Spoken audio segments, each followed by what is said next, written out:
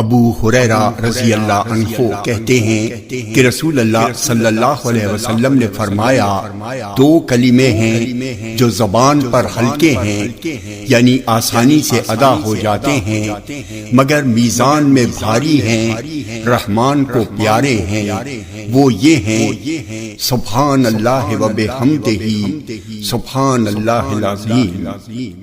جامع ترمذی حدیث نمبر 3467، یہ حدیث صحیح ہے۔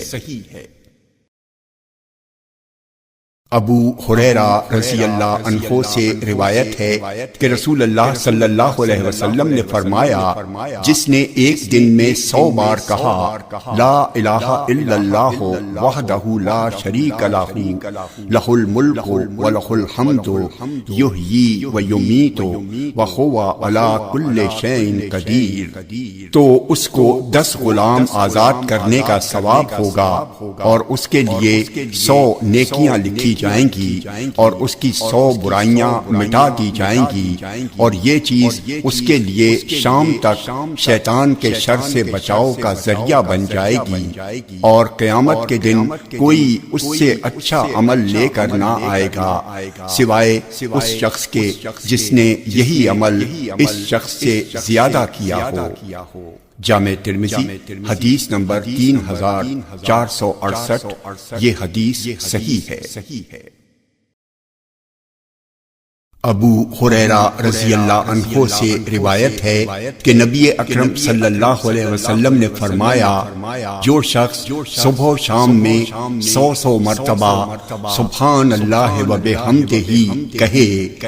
قیامت کے دن کوئی شخص اس سے اچھا عمل لے کر نہیں آئے گا سوائے اس شخص کے جس نے وہی کہا ہو جو اس نے کہا ہے،